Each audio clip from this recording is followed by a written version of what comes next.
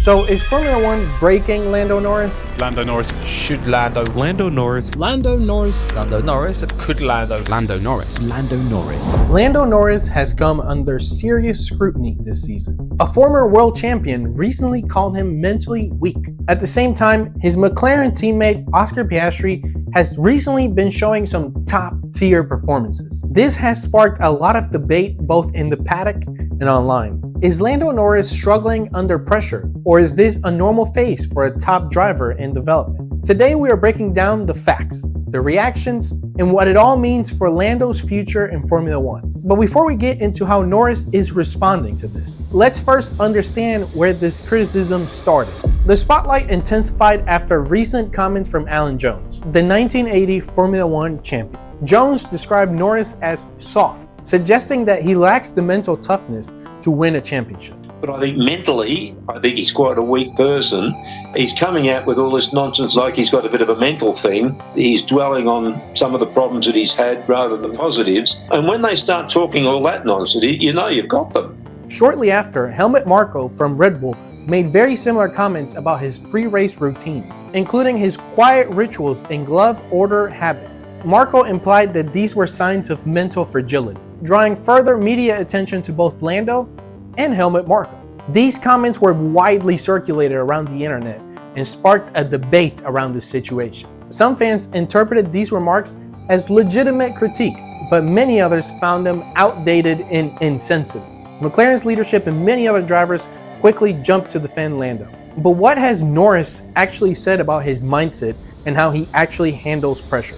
Let's take a look. Although I'm living a dream of many people and I'm very lucky to be in this position, yeah, I still struggle like mentally and things like myself and personally, you know, so I guess it just makes other people understand that we're the same as them. Lando Norris has been open about mental health since early in his F1 career. In multiple interviews, including Formula1.com and GQ, he's discussed the pressure of performance and the toll it can take on you. A lot goes through my head all the time. I myself, like I overthink things. So, and it's not just like I'm a bit sad, or it can affect me through weeks if I have a bad run of results or I'm struggling in qualifying or races.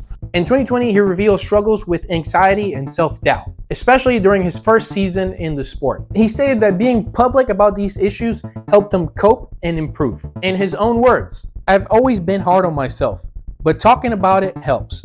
That's not weakness, it's part of becoming better." His approach contrasts the traditional keep it in mentality often seen in high-level motorsport. For many fans, this has made him one of the most relatable figures on the grid. But it has also drawn a lot of criticism to him from former drivers who came from a different era. That openness is one thing, but how does it work when your teammate, who is stone cold, starts outperforming you? Does it please you greatly that you have won a race on an F1 weekend and Lando hasn't?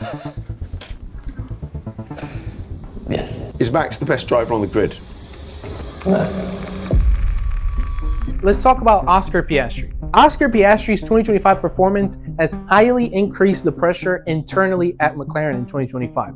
Let's not forget that Oscar is number one in the driver standings as I'm recording this video. Piastri has matched or outqualified Norris at most races this year. He scored more podiums and more points and delivered with less error than Norris. Don't get me wrong, Lando Norris remains one of the most talented drivers on the F1 grid.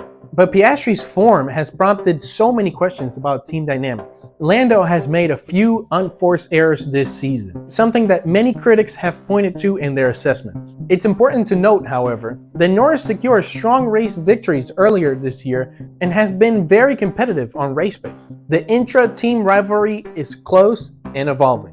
As of now, neither driver holds a long-term advantage over the other, but Piastri is starting to get the edge over Lando. And all of this begs the question, how exactly do we define mental strength in a sport like Formula One? Let's explore. The discussion around what's going on with Lando Norris largely depends on how we define mental strength as Formula One fans. Most of the former drivers and some of the current ones will define it as stoicism, emotional suppression when you're competing and being consistent under pressure. Others argue that emotional openness can also be signs of maturity. If you look at the history of Formula One, we've seen both sides of the coin. Ayrton Senna, Sebastian Vettel, Lewis Hamilton, all champions from different eras, have all spoken publicly about emotional challenges. Pierre Gasly rebuilt his career after being dropped by Red Bull, citing mental resilience as a factor.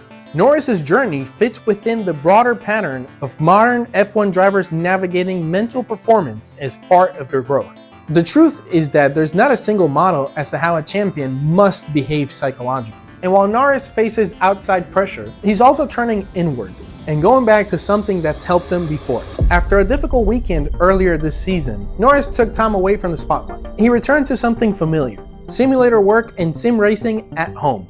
The Spanish outlet El País reported that Norris is using video games and sim sessions at home to reset mentally. This mirrors his approach during the 2020 season, where sim racing helped him stay sharp and relaxed. Norris has described sim time as a method to reconnect with the joy of driving. It's also a way to practice racecraft in a low-pressure environment. This choice reflects a broader trend among younger drivers who use technology as part of their mental and technical preparation. But Norris isn't doing this alone. So what does his team, McLaren, actually think about the way he's handling this situation? Despite external criticism, Norris has received strong support from his team. The team CEO, Zach Brown, publicly rejected Helmut Marko's remarks, calling them inappropriate. McLaren's team principal, Andrea Stella, publicly reaffirmed their trust in Norris's ability and leadership. His teammate Oscar Piastri also weighed in, stating that different drivers manage pressure in different ways. He emphasized that Lando's way of doing things is valid and it's part of what makes him effective. This level of public backing suggests that McLaren does not see an issue internally. It also highlights a growing cultural shift in the sport, one that recognizes individual mental strategies as part of performance. So what does all of this tell us about where Lando stands and where he's headed? Let's break it down. So is Formula One breaking Lando Norris? Based on the available information we have now, that conclusion appears too simplistic. Norris is a highly capable driver navigating a high-pressure environment. He has both shown vulnerability and resilience, two traits that are not mutually exclusive. The criticism he's received reflects more on an ongoing debate in the whole sport. It's about how mental strength is perceived and judged. It's also worth noting that his openness about mental health has likely helped normalize openness about this topic among younger fans. With team support and a solid foundation of skill, Norris remains a strong competitor for the 2025 season. Yes, it is a challenging situation, but it doesn't define it. If you like this breakdown, don't forget to like this video and let me know in the comments what's your take on this Lando situation. You can click right here to subscribe to Chicane Chat so you don't miss out on any new uploads. And you can click right here to watch the next video I created just for you. Thank you so much for watching and I'll see you in the next one. Bye. I just wanted to call and say hello. Make sure you're all good. Love you too, bro.